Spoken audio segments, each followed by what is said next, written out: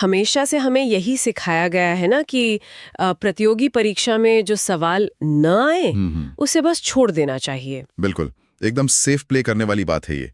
गलत जवाब देकर नेगेटिव मार्किंग का शिकार होने से तो बेहतर ही है कि ओएमआर शीट पर उस सवाल की जगह को पूरी तरह से खाली छोड़ दिया जाए। हाँ, और दशकों से खाली छोड़ना ही सबसे सुरक्षित दांव माना जाता रहा है। लेकिन क्या हो जब एक परीक्षा लेने वाला बोर्ड इस पूरी व्यवस्था को ही पलट दे? जी, और यही हुआ है। सोचिए, क्या हो जब एक खाली छोड़ा गया सवाल आपके सही जवाबों से हासिल किए गए नंबर भी काटने लगे। आज के इस विस्तृत विश्लेषण में हम एक ऐसे ही क्रांतिकारी बदलाव को समझने जा रहे हैं। और देखिए, ये बदलाव सिर्फ एक नया नियम जोड़ना नहीं है, बल्कि ये प्रतियोगी परीक्षाओं को देने के पूरे मनोविज्ञान को झकझोर देने वाला कदम है। आज हमारे पास इस डीप डाइव के लिए जो दस्तावेज हैं वो हैं बिहार लोक सेवा आयोग यानी बीपीएससी की नवीनतम प्रेस विज्ञप्ति। हाँ, और साथ ही उनके एमसीक्यू आधारित परीक्षाओं के उत्तर प्रणाली के अपडेटेड दिशा निर्देश भी हमारे पास है। बिल्कुल। तो आज के इस डीप डाइव का हमारा मिशन सिर्फ इस विज्ञप्ति के सतही नियमों को पढ़ना भर नहीं है। हम इसके भीतर उतरेंगे और समझेंगे कि इस नए 5वें विकल्प को आखिर क्यों गढ़ा गया। सही कहा। हम ओएमआर तकनीक की उन कमियों को डिकोड करेंगे जिन्होंने इस बदलाव को मजबूर किया। एग्जैक्टली। और सबसे महत्वपूर्ण बात, हम इस बात पर चर्चा करेंगे कि परीक्षा हॉल के उस भारी दबाव के बीच एक अभ्यर्थी के लिए इसके असल मायने क्या है। तो इस पूरी पहेली को सुलझाने के लिए ना हमें सबसे पहले थोड़ा पीछे जाना होगा। उस व्यवस्था की खामियों को समझना होगा जिसे हम इतने सालों से एकदम परफेक्ट मानकर चलते आ रहे हैं। जी, जो पुरानी 4 विकल्प वाली व्यवस्था है। हाँ, दशकों से भारत में बहुविकल्पीय परीक्षाओं का एक ही मानक रहा है। एक प्रश्न और उसके 4 विकल्प ए, बी, सी और डी। और नियम बिल्कुल सीधे होते थे। अगर किसी अभ्यर्थी को सही जवाब पता है तो वो काले या नीले पेन से उस विकल्प के गोले को भर देता है। और अगर जवाब नहीं पता या किसी तरह का कोई डाउट है तो वो उस प्रश्न को पूरी तरह से अनुत्तरित छोड़कर अगले सवाल पर बढ़ जाता है। ये एक बाइनरी मामला था, या तो जवाब दो या फिर एकदम खामोश रहो। एग्जैक्टली। इस पुरानी व्यवस्था में सबसे अहम बात यही थी कि किसी एक विकल्प का चयन करना अनिवार्य नहीं था। विज्ञप्ति में भी स्पष्ट रूप से इस पुरानी स्थिति का जिक्र किया गया है कि इसके परिणाम स्वरूप अनेक अभ्यर्थी कई प्रश्नों को खाली छोड़ देते थे, जो कि देखा जाए तो बहुत स्वाभाविक है। बिल्कुल। एक आम इंसान के नजरिए से इसमें कोई बुराई नहीं दिखती।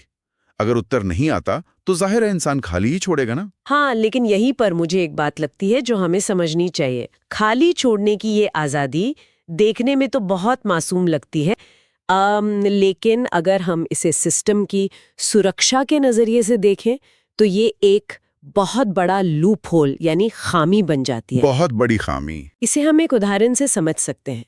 कल्पना कीजिए कि किसी ने एक बैंक चेक पर अपने हस्ताक्षर कर दिए हैं, लेकिन रकम वाली जगह को पूरी तरह से खाली छोड़ दिया है। अरे वाह, ये ब्लैंक चेक वाला उदाहरण बिल्कुल सटीक है, क्योंकि जब ओएमआर शीट पर कोई जगह खाली छोड़ी जाती है तो तकनीकी रूप से वो एक ऐसा शून्य या कह लीजिए ग्रे एरिया बन जाता है जिसका फायदा कोई भी उठा सकता है। अच्छा, तो ये तकनीकी रूप से कैसे काम करता है? आइए इसे थोड़ा और गहराई से समझते हैं। देखिए, ओएमआर यानी ऑप्टिकल मार्क रिकॉग्निशन मशीनें रोशनी के परावर्तन के सिद्धांत पर काम करती हैं। जब मशीन शीट को स्कैन करती है तो वह केवल उन गोलों को पढ़ती है जिन्हें काले रंग से भरा गया है, क्योंकि वो काला रंग रोशनी को सोख लेता है, राइट? जी बिल्कुल। और जो गोले खाली हैं मशीन उन्हें पूरी तरह अनदेखा कर देती है। और यहीं से उस बड़े घोटाले की जमीन तैयार होती है जिसे हम अक्सर अखबारों में पढ़ते हैं, ओएमआर ब्लैंक लीविंग स्कैम यानी खाली शीट छोड़ने का घोटाला। एकदम सही। होता यह है कि कुछ बेईमान तत्व परीक्षा केंद्र के भीतर या फिर ओएमआर शीट के परिवहन के दौरान मिलीभगत कर लेते हैं। जी, जो परीक्षा माफिया होते हैं। हाँ, तो इस तरह के मामलों में कुछ अभ्यर्थियों को जानबूझकर ये निर्देश दिया जाता है कि भाई वे केवल उन्हीं सवालों के जवाब दें जिनके बारे में वे 100% आश्वस्त हैं, और बाकी पूरी शीट एकदम खाली छोड़ दें। समझ रही हूँ। फिर परीक्षा खत्म होने के बाद जब ये ओएमआर शीट इकट्ठी की जाती हैं तो मूल्यांकन के लिए मशीन में जाने से ठीक पहले कुछ भ्रष्ट अधिकारियों द्वारा उन खाली गोलों में सही जवाब भर दिए जाते हैं। बाप रे, ये तो बहुत ही भयानक स्थिति है। इसका मतलब है कि जो जगह खाली छोड़ी गई थी वो सिर्फ अभ्यर्थी की अज्ञानता का प्रतीक नहीं थी, बल्कि वो एक ओपन विंडो थी बिल्कुल एक खुली खिड़की जिससे कोई भी घुसकर नतीजे बदल सकता था। और सिस्टम के पास ये साबित करने का कोई तकनीकी तरीका नहीं था कि वो गोला परीक्षा के दौरान अभ्यर्थी ने भरा था या परीक्षा के बाद किसी और ने। यही सबसे बड़ी समस्या थी। जब तक कोई स्पष्ट निशान नहीं है तब तक ये प्रमाणित करना लगभग नामुमकिन है कि अभ्यर्थी ने वास्तव में उस प्रश्न को छुआ ही नहीं था। अच्छा, इसी वजह से बीपीएससी की विज्ञप्ति में वो शब्द इस्तेमाल किए गए हैं। राइट, हाँ, वही परीक्षा व्यवस्था को अधिक सुदृढ़ एवं प्रमाणिक बनाने के लिए वाले शब्द वे इसी पुरानी बीमारी के इलाज की ओर इशारा करते हैं। तो इसी ग्रे एरिया और ब्लैंक चेक वाली समस्या को जड़ से खत्म करने के लिए आयोग ने ये नई व्यवस्था डिजाइन की है। एग्जैक्टली, और यहीं से जन्म होता है हमारे 5वें विकल्प यानी ऑप्शन ई का। तो अब विज्ञप्ति के अनुसार एमसीक्यू आधारित परीक्षाओं की उत्तर प्रणाली में प्रत्येक प्रश्न के लिए 4 की बजाय 5 विकल्प प्रदान किए जाएंगे, ए, बी, सी, डी और ई। और यहाँ विकल्प ई का अर्थ बहुत ही स्पष्ट रूप से परिभाषित किया गया है। इसका मतलब है प्रयास नहीं किया गया, या इंग्लिश में कहें तो नॉट अटेम्प्टेड। ओके। अब नया नियम ये कहता है कि यदि उत्तर देना है तो ए, बी, सी या डी में से कोई एक चुने, लेकिन यदि उत्तर नहीं देना है तो उस स्थिति में विकल्प ई का चयन करना अब अनिवार्य होगा। लेकिन एक मिनट, मैं यहाँ थोड़ा कड़ा सवाल उठाना चाहूंगी। जी पूछिए। देखिए, ये समाधान प्रशासन के लिए तो बहुत अच्छा लग रहा है कि उन्होंने खाली जगह को भरने का एक तरीका निकाल लिया। जी, लेकिन क्या ये परीक्षार्थियों के लिए एक बहुत बड़ा सिरदर्द नहीं है? सिरदर्द तो है, क्योंकि परीक्षा हॉल में समय की कितनी अहमियत होती है ये हम सभी जानते हैं। 120 मिनट में 150 सवाल हल करने का भारी दबाव होता है। आपकी बात अपनी जगह जायज है कि समय का दबाव बहुत होता है। और बात सिर्फ समय की नहीं है ना, बात डिसीजन फटीग यानी मानसिक थकान की भी है। अगर किसी परीक्षार्थी को 30 सवालों के जवाब नहीं आते तो उसे अब उन 30 सवालों के आगे मैं ये सवाल छोड़ रहा हूँ ये बताने के लिए अतिरिक्त गोले भरने होंगे। हाँ, मेहनत तो बढ़ गई है। ये कंधों पर नहीं डाल रहा है। देखिए, ये एक बहुत ही मजबूत तर्क है और परीक्षा देने वाले कई लोगों के मन में ये सवाल आना बहुत स्वाभाविक भी है। गोले भरने में यकीनन समय लगता है। बिल्कुल लगता है। लेकिन हमें इसे विज्ञप्ति में लिखे गए एक बहुत ही महत्वपूर्ण वाक्यांश के परिप्रेक्ष्य में देखना होगा। उसमें लिखा है, पारदर्शी एवं अभ्यर्थी अनुशासन सुनिश्चित करने के उद्देश्य से। अभ्यर्थी अनुशासन यानी कैंडिडेट डिसिप्लिन। क्या गोले भरवाना अनुशासन है? यहाँ अनुशासन का मतलब शारीरिक अनुशासन नहीं है, बल्कि यह प्रक्रियात्मक या प्रोसीजरल अनुशासन है। जब कोई अभ्यर्थी ई विकल्प को भरता है तो वो सिर्फ एक गोला नहीं भर रहा होता, वो एक तरह का डिजिटल और भौतिक लॉक लगा रहा होता है। अच्छा, एक लॉक की तरह। हाँ, ये सिस्टम को लिखित रूप से एक पक्के सबूत के तौर पर ये बताने का तरीका है कि मैंने इस प्रश्न को देखा है, परखा है और अपने पूरे होशो हवास में इसे न करने का फैसला किया है।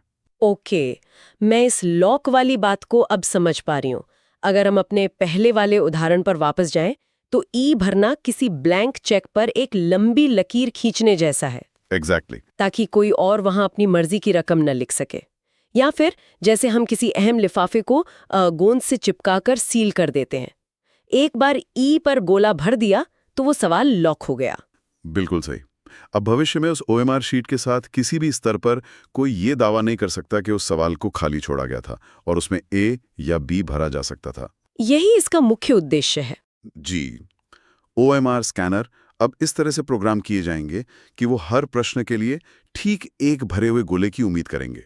अगर स्कैनर को किसी प्रश्न की लाइन में कोई भी गोला भरा हुआ नहीं मिलता है या एक से ज्यादा गोले भरे हुए मिलते हैं तो वो तुरंत उसे एक विसंगति के रूप में फ्लैग कर देगा। वाओ, ये तकनीकी पहलू बहुत दिलचस्प है। मतलब स्कैनर की नजर में अब हर पंक्ति में एक काला धब्बा होना अनिवार्य ही है। हाँ, अनिवार्य है। लेकिन देखिए, मानव मनोविज्ञान और बरसों की आदतें इतनी आसानी से नहीं बदलती। हम भारतीयों को प्रतियोगी परीक्षाओं के लिए जिस तरह से ट्रेन किया जाता है उसमें खाली छोड़ने की एक बहुत गहरी मानसिक कंडीशनिंग हो चुकी है। बिल्कुल, और आयोग भी इस बात को भली भांति समझता है कि सिर्फ एक नियम बना देने और एक अतिरिक्त विकल्प जोड़ देने भर से लोग रातों रात अपनी आदत नहीं बदल लेंगे। हाँ, लोग भूल सकते हैं या समय की कमी के कारण आखिरी के सवालों को वैसे ही लावारिस छोड़ सकते हैं।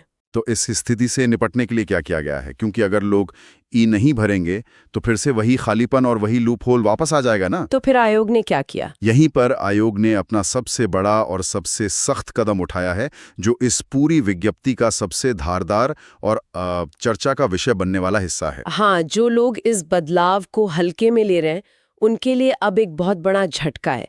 ये सिर्फ एक नया विकल्प नहीं है, बल्कि इस विकल्प को ना चुनने की एक बहुत भारी कीमत तय की गई है। जी, विज्ञप्ति स्पष्ट शब्दों में चेतावनी देती है कि यदि कोई अभ्यर्थी 5 विकल्पों में से किसी का भी चयन नहीं करता है तो ऐसे प्रत्येक अनुत्तरित प्रश्न पर नकारात्मक अंकन हेतु 1/3 अंक की कटौती की जाएगी। 1/3 यानी 1/3 अंक की कटौती। यहाँ बात बेहद गंभीर हो जाती है। बहुत गंभीर। मुझे एक बार फिर से इस नियम पर सवाल उठाने दीजिए। प्रतियोगी परीक्षाओं में जहां 0.1 या 0.01 अंक से भी रैंक सैकड़ों नंबर ऊपर नीचे हो जाती है, लोगों का सिलेक्शन रुक जाता है, वहां एक सवाल को खाली छोड़ने पर 1/3 अंक का कट जाना, ये सिस्टम का बहुत ही निर्मम रवैया लगता है। निर्मम लग सकता है, लेकिन ये एक डेटरेंट यानी निवारक के रूप में डिजाइन किया गया है। इसका सीधा मतलब ये है कि अब कुछ ना करना सुरक्षित नहीं है। इसे समझने के लिए मैं एक तुलना करना चाहूंगी। जी बताइए। ये व्यवस्था हमारे देश के चुनावों में मौजूद नोटा यानी नन ऑफ द अबव की व्यवस्था जैसी लगती है, लेकिन एक बहुत बड़े और खतरनाक ट्विस्ट के साथ। नोटा का उदाहरण यहाँ बहुत दिलचस्प है, इसे थोड़ा और खोलकर समझाइए। देखिए, जब हम चुनाव में वोट डालने जाते हैं और मान लीजिए हमें ईवीएम पर मौजूद कोई भी उम्मीदवार पसंद नहीं है, तो हमारे पास नोटा का बटन दबाने का एक विकल्प होता है। हाँ, ये हमारा अधिकार है। लेकिन अगर हमारी वोट डालने की ही इच्छा नहीं है तो हम घर पर बैठ सकते हैं, हम पोलिंग बूथ पर ना जाने का फैसला कर सकते हैं। चुनाव आयोग हमारे घर आकर हम पर जुर्माना तो नहीं लगाएगा ना कि हम वोट डालने क्यों नहीं आए? सही बात है, मतदान न करना एक विकल्प है जिस पर कोई पेनल्टी नहीं है। लेकिन बीपीएससी के इस नए नियम के तहत परीक्षा रूपी चुनाव में आप घर नहीं बैठ सकते। बिल्कुल नहीं। आपको उस प्रश्न तक जाना ही होगा। अगर आपको ए, बी, सी या डी में से कोई भी विकल्प पसंद नहीं है या उनका जवाब नहीं आता है, तो आपको अनिवार्य रूप से नोटा यानी ई का गोला भरना ही होगा। और अगर नहीं भरा तो? अगर कोई परीक्षार्थी ऐसा नहीं करता और सवाल को बिना किसी रिस्पॉन्स के लावारिस छोड़ देता है, तो उस पर 1/3 अंक का सीधा जुर्माना लगेगा। ये तो किसी को जबरदस्ती पोलिंग बूथ तक घसीट कर ले जाने और नोटा दबाने जैसी बात हो गई। यह तुलना इस नियम की सख्ती को बहुत अच्छे से उजागर करती है, और ये सख्ती इसलिए जरूरी समझी गई क्योंकि अगर 1/3 जैसी भारी पेनल्टी नहीं होगी तो कोई भी अभ्यर्थी अपना कीमती समय ई का गोला भरने में बर्बाद नहीं करेगा। हाँ, लोग इग्नोर ही कर देंगे। ये पेनल्टी दरअसल एक मनोवैज्ञानिक हथियार है। यह सुनिश्चित करता है कि अभ्यर्थी ओएमआर शीट को जमा करने से पहले हर एक सवाल को 2 बार चेक करें। इसका मतलब है कि अब अभ्यर्थियों को अपनी टाइम मैनेजमेंट यानी समय प्रबंधन की रणनीति को पूरी तरह से बदलना होगा। बिल्कुल बदलना होगा। पारंपरिक रूप से क्या होता था, लोग आखिरी के 10 मिनट उन सवालों के लिए बचाकर रखते थे जिन्होंने मार्क करके छोड़ा था, ताकि अंत में उन्हें दोबारा हल करने की कोशिश कर सकें। लेकिन अब वो रणनीति काम नहीं आएगी। अब परीक्षा के आखिरी 10 मिनट सिर्फ इसलिए बचाने होंगे ताकि उन सभी सवालों के सामने ई का गोला भरा जा सके जिन्हें छोड़ने का फैसला किया गया है। ओह, ये तो बहुत बड़ा बदलाव है। सोचिए, अगर किसी ने 150 में से 110 सवाल हल किए हैं तो उसे बचे हुए 40 सवालों के लिए ई का गोला भरना होगा। 40 गोले भरने में कम से कम 3 से 4 मिनट का समय लगेगा ही। हाँ, आराम से लगेगा। और ये वो समय है जो पहले अभ्यर्थी किसी गणित के मुश्किल सवाल को सुलझाने में लगा सकते थे। ये एक बहुत ही व्यवहारिक चुनौती है, और घबराहट में गलती होने की संभावना भी तो बहुत बढ़ जाती है ना। बिल्कुल। मान लीजिए आखिरी के 2 मिनट बचे हैं और हड़बड़ाहट में किसी ने ई की जगह उसी लाइन में सी पर गोला भर दिया, जबकि उसे जवाब नहीं आता था, या फिर वो ई भरना भूल ही गया। दोनों ही स्थितियों में उसका भारी नुकसान तय है। और यही वो अभ्यर्थी अनुशासन है जिसकी बात आयोग कर रहा है। आयोग के नजरिए से देखें तो ये पारदर्शिता और सुव्यवस्था लाने की एक कीमत है जो अभ्यर्थियों को चुकानी ही होगी। यह सिस्टम में मौजूद एक बहुत बड़ी खामी को बंद करने का शायद सबसे प्रभावी तरीका है। अगर हम इसे एक बड़े परिदृश्य में देखें तो ये कदम केवल बीपीएससी तक सीमित नहीं रहने वाला है, मुझे लगता है। मुझे भी यही लगता है। भारत में प्रतियोगी परीक्षाओं की शुचिता पर जिस तरह से लगातार सवाल उठते रहे हैं, पेपर लीक से लेकर ओएमआर से छेड़छाड़ तक, उसे देखते हुए ये हैरानी की बात नहीं होगी अगर भविष्य में देश के अन्य राज्य सेवा आयोग या यहाँ तक कि राष्ट्रीय स्तर की परीक्षा एजेंसियां भी इस 5 विकल्प वाले मॉडल को अपना लें। ये बहुत संभव है, क्योंकि ये समाधान बहुत अधिक तकनीकी बदलाव की मांग नहीं करता। मशीनें वही हैं, बस OMR शीट का प्रिंट और स्कैनर की प्रोग्रामिंग बदलनी है। हाँ। लेकिन ये परीक्षा के सुरक्षा तंत्र को कई गुना मजबूत कर देता है। चलिए, तो अब तक की इस पूरी गहन चर्चा का एक स्पष्ट सारांश निकाल लेते हैं, ताकि जो भी बातें हमने की हैं वो श्रोताओं के लिए बिल्कुल साफ हो जाए। जी बिल्कुल। पहली बात, पुरानी 4 विकल्प वाली प्रणाली जहां सवालों को खाली छोड़ने की पूरी आजादी थी, अब खत्म की जा रही है। दूसरी बात, उसकी जगह अब 5 विकल्प वाली प्रणाली ने ले ली है, जहां 5वां विकल्प ई ये घोषित करता है कि प्रश्न का प्रयास नहीं किया गया। तीसरी बात, इस बदलाव का मुख्य लक्ष्य है OMR शीट में किसी भी तरह के ग्रे एरिया को खत्म करना, ताकि परीक्षा के बाद कोई माफिया उन खाली गोलों का फायदा न उठा सके। और चौथी सबसे अहम बात, अगर कोई परीक्षार्थी सवाल को पूरी तरह से खाली छोड़ देता है, न तो वो उत्तर देता है और न ही ई भरता है, तो उसे हर ऐसे सवाल पर 1/3 अंक की पेनल्टी भुगतनी होगी। ये सारांश एकदम सटीक है। ये व्यवस्था आगामी परीक्षाओं से प्रभावी हो जाएगी। इसे केवल कागज पर एक अतिरिक्त गोले के रूप में नहीं देखा जाना चाहिए। बिल्कुल नहीं। ये परीक्षा के तरीके में एक मूलभूत प्रतिमान विस्थापन यानी पैराडाइम शिफ्ट है। ये व्यवस्था परीक्षार्थी से यह मांग करती है कि वह अपनी अज्ञानता को भी सक्रिय रूप से दर्ज करे। अज्ञानता का सक्रिय रूप से दस्तावेजीकरण। पहले लोग जो नहीं जानते थे उसे बस चुपचाप अनदेखा कर देते थे। अब सिस्टम ये कह रहा है कि आपको अपनी अज्ञानता को भी पूरे अधिकार के साथ स्वीकार करना होगा और उसे OMR शीट पर काले पेन से दर्ज करना होगा। सही कहा आपने। जब आपके सामने कोई मुश्किल स्थिति आती है या कोई ऐसा सवाल आता है जिसका जवाब आपके पास नहीं है, तो चुप रहना या आंखें मूंद लेना सबसे आसान इंसानी प्रतिक्रिया होती है। हाँ बिल्कुल। लेकिन जब व्यवस्था उस चुप्पी को ही एक तरह का अपराध मान ले और उस पर जुर्माना तय कर दे, तो इंसान को अपनी पूरी रणनीति बदलनी ही पड़ती है। और यही इस पूरे नियम का सार है। और इसी विचार के साथ हम आज के इस विस्तृत विश्लेषण के आखिरी पड़ाव पर पहुंच गए हैं। हमने शुरुआत में बात की थी कि कैसे पहले चुप रहना या सवाल छोड़ देना एक बहुत ही सामान्य और सुरक्षित बात थी जी। लेकिन अब इस नई व्यवस्था ने उसी चुप्पी को एक बहुत बड़ी आवाज और एक बहुत बड़ी कीमत दे दी है। अंत में ये विषय एक बहुत ही गहरा विचार छोड़ जाता है। वो क्या? सोचने वाली बात यह है कि जब किसी परीक्षा में या किसी भी बड़ी व्यवस्था में मुझे ये नहीं पता या मैं ये प्रयास नहीं करना चाहता कहने को भी आधिकारिक रूप से दर्ज करना इतना अनिवार्य कर दिया जाए, तो क्या ये सिर्फ एक प्रशासनिक नियम या नकल रोकने का तकनीकी तरीका भर रह जाता है? बहुत गहरा सवाल है ये। या ये एक ऐसा बदलाव है जो हमें मानव स्वभाव और जिंदगी के बारे में कुछ और ही सिखाता है? क्या ये हमें ये नहीं बताता कि असल जीवन में भी निर्णय न लेना या इनडिसीजन अपने आप में एक बहुत बड़ा निर्णय होता है? बिल्कुल सही बात है। अक्सर हम सोचते हैं कि किसी बात पर कोई प्रतिक्रिया न दे के हम बच गए, लेकिन जब हम निर्णय न लेने का चुनाव करते हैं तो अक्सर उसकी भी एक भारी कीमत चुकानी ही पड़ती है।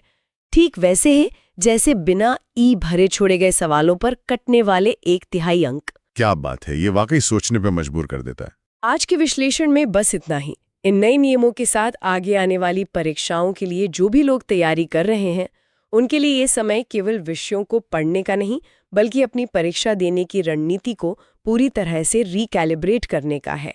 हम जल्द ही एक नए विषय और एक नए